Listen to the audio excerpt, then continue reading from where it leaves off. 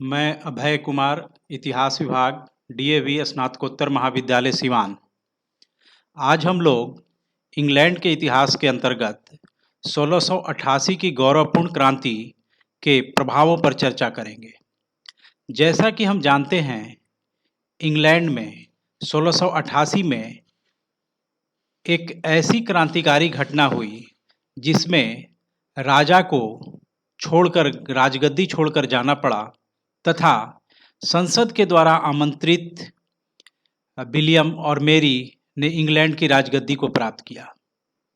चूंकि 17वीं शताब्दी का इंग्लैंड का इतिहास राजनीतिक तौर पर हम देखें तो पाते हैं कि राजा और संसद के बीच संप्रभुता को लेकर एक संघर्ष चल रहा था। यानी शासन व्यवस्था में किसकी प्रधानता हो, शासन करने की शक्ति वास्तविक तौर पर किसके हाथ में रहे, यह गतिरोध चलता आ रहा था। चाहे वो जेम्स प्रथम का शासनकाल हो, चार्ल्स प्रथम का शासनकाल हो, या फिर चार्ल्स द्वितीय और जेम्स द्वितीय के शासनकाल में। जेम्स द्वितीय के शासनकाल में ही गौरवपूर्ण क्रांति होती है। जेम्स द्वितीय को इंग्लैंड छोड़ करके फ्रांस में की शरण में जाना पड़ता है तथा विलियम और मेरी इंग्लैंड की राजगद्दी पर आते हैं। यानी इंग्लैंड में राजतंत्र का स्वरूप क्या हो, क्या वो संसद के अधीन रहे या संसद से अलग हट करके उसकी अपनी सर्वोच्चता शासन व्यवस्था में बनी रहे, इसको लेकर के 17वीं शताब्दी से ही वैचारिक एवं राजनीतिक संघर्ष चले आ रहे थे। 1688 की गौरवपूर्ण क्रांति इस संघर्ष का एक महत्वपूर्ण पड़ाव माना जा सकता है, जब कम से कम सैद्धांतिक और व्यवहारिक तौर पर यह स्थापित हो गया कि संसद की मर्जी के बगैर वहाँ राजतंत्र नहीं टिक सकता है। यानी इंग्लैंड के वैधानिक राजतंत्र के प्रगति के इतिहास में 1688 की गौरवपूर्ण क्रांति का महत्वपूर्ण स्थान है। इसे गौरवपूर्ण क्रांति इसलिए भी कहते हैं क्योंकि एक महत्वपूर्ण वैधानिक परिवर्तन, शासन व्यवस्था में महत्वपूर्ण परिवर्तन बगैर किसी रक्तपात के हो गया था। यानी इसके जो क्रांतिकारी परिवर्तन हुए, शासन व्यवस्था में जो फंडामेंटल चेंजेज आए, उसके चलते इसे क्रांतिकारी परिवर्तनों का घटना माना जाता है। अब हम देखेंगे कि आखिर इस गौरवपूर्ण क्रांति का प्रभाव क्या पड़ा। एक एक करके हम इसके प्रभावों की चर्चा करेंगे। सबसे पहले हम देखेंगे कि इंग्लैंड पहली बार एक विदेशी शासक की शरण में जाता है, जो इंग्लैंड की मुख्य भूमि पर। इसके पहले जेम्स प्रथम भी स्कॉटलैंड से आया था, लेकिन इंग्लैंड, स्कॉटलैंड, वेल्स, आयरलैंड सब एक भौगोलिक इकाई के पार्ट थे। लेकिन पहली बार एक बाहर से आया हुआ व्यक्ति इंग्लैंड का राजा बनता है, जो विलियम था।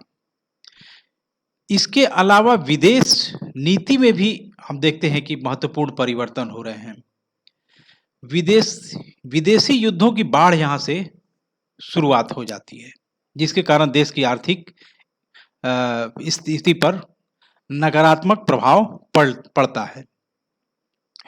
इसके अलावा आप देखेंगे कि आयरलैंड, जो कि एक समय क्रॉमवेल के समय इंग्लैंड और स्कॉटलैंड और आयरलैंड को मिलाकर के एक संसद का भी गठन करने का प्रयास किया गया था, वो इस क्रांति के बाद भी यह समाप्त नहीं हुआ। यानी कि आयरलैंड का जो अलगाव था वह समाप्त नहीं हो गया। इसके अलावा घरेलू और वैदेशिक नीति में भी गौरवपूर्ण क्रांति का महत्वपूर्ण प्रभाव पड़ा। जैसे राजस्व पर अब हम देखेंगे कि राजाओं के दैवी तथा पैतृक अधिकार के सिद्धांत का तो अंत हो गया। इंग्लैंड राजकीय जनतंत्र के रूप में परिवर्तित हो गया। शाही शक्ति जनशक्ति के अधीन हो गई। राजा राज्य के किसी दूसरे अफसर के जैसा ही जनता के इच्छा अनुसार नियुक्त या पदच्युत किया जा सकता था। अब लोकमत या लोकसभा की उपेक्षा करना संभव नहीं रहा। राजा के विशेषाधिकार पर अब संसद का कंट्रोल हो गया। अब निश्चित रूप से राज सत्ता का केंद्र राजा न होकर पार्लियामेंट यानी संसद में स्थापित हो गया। वैध तथा राजनीतिक सत्ता का समन्वय स्थापित हो गया। यानी इसी को हम कह सकते हैं कि वैधानिक राजतंत्र की स्थापना की दिशा में यह घटना यानी 1688 की गौरवपूर्ण क्रांति का महत्वपूर्ण स्थान है। धर्म के क्षेत्र में हम पाते हैं कि क्रांति के फलस्वरूप ऐसा नहीं है कि धार्मिक सहिष्णुता का पूरा वातावरण स्थापित हो गया या सभी प्रोटेस्टेंट धर्म की जितने भी शाखाएं थी उन्हें बराबर का अधिकार मिला। वस्तुतः एंग्लिकन चर्च की विजय हुई इससे। राजा के उत्तराधिकार के साथ साथ उसके धर्म पर भी पार्लियामेंट ने अपना अधिकार स्थापित कर लिया। प्रोटेस्टेंट धर्म सदा के लिए राजधर्म घोषित कर दिया गया।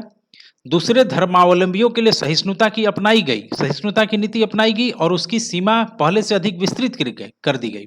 लेकिन अभी भी पूर्ण धार्मिक स्वतंत्रता प्राप्त नहीं थी। खास करके कैथोलिकों के साथ अभी भी भेदभाव किया जा रहा था।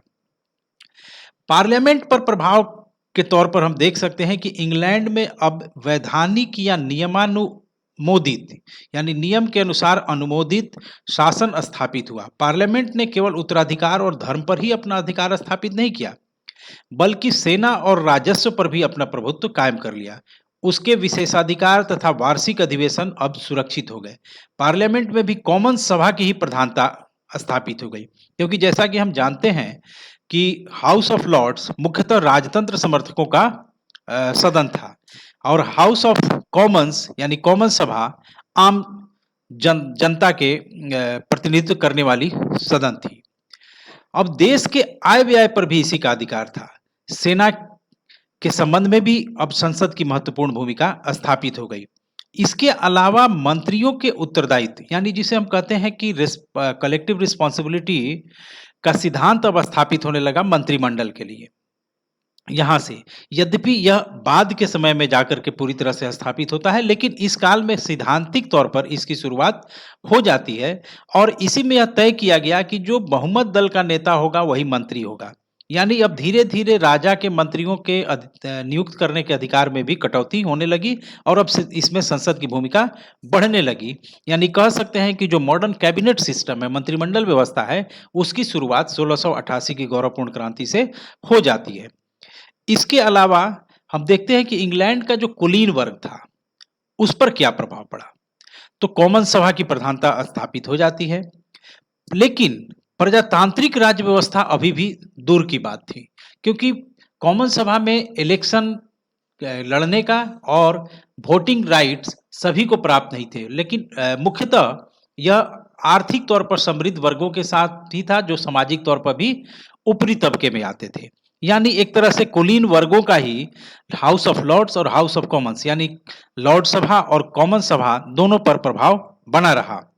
सर्वसाधारण उनके शासन का विरोध करने या स्वयं के द्वारा शासन में भाग लेने के लिए अभी तक उनको वो अधिकार प्राप्त नहीं था और उनके तरफ से भी अभी तक वैसी कोई राजनीतिक लड़ाई नहीं नजर आ रही है, क्योंकि पार्लियामेंट के द्वारा जो अब तक लड़ाई लड़ी जा रही थी राजा की सर्वोच्चता को लेकर, राजा की संप्रभुता को लेकर के, राजा की निरंकुशता को लेकर के, वह मुख्यतः संसद में इन्हीं कुलीन वर्गों के प्रतिनिधियों के द्वारा लड़ी जा रही थी।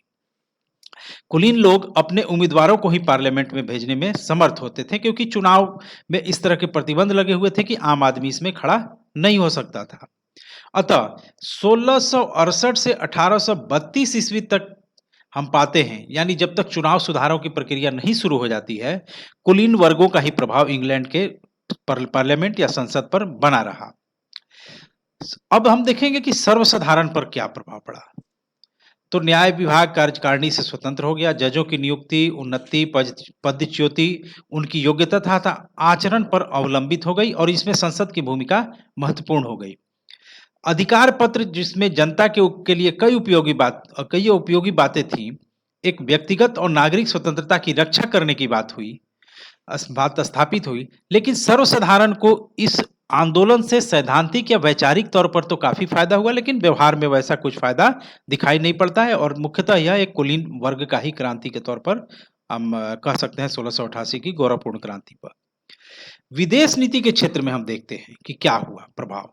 तो फ्रांस से शत्रुता चलती रही। चार्ल्स द्वितीय और जेम्स द्वितीय लुई चतुर्दश के हाथों खिलौना थे, हम जानते हैं, और जेम्स द्वितीय भी गौरवपूर्ण क्रांति के पश्चात फ्रांस ही भाग गया था। लेकिन विलियम लुई का कट्टर दुश्मन था और फ्रांस विरोधी दल का नेता वो अपने को यूरोप में स्थापित करना चाहता था। उसके आगमन से विदेश नीति में जो खोई हुई स्वतंत्रता और प्रतिष्ठा यूरोप की राजनीति में क्रोमवेल के समय से स्थापित हो रही थी, उसको फिर से स्थापित करने का प्रयास हुआ और अब यूरोप की गिनती राजनीतिक क्षेत्र में, इंग्लैंड की गिनती यूरोप के राजनीतिक क्षेत्र में अब प्रथम श्रेणी में फिर से होने लगी।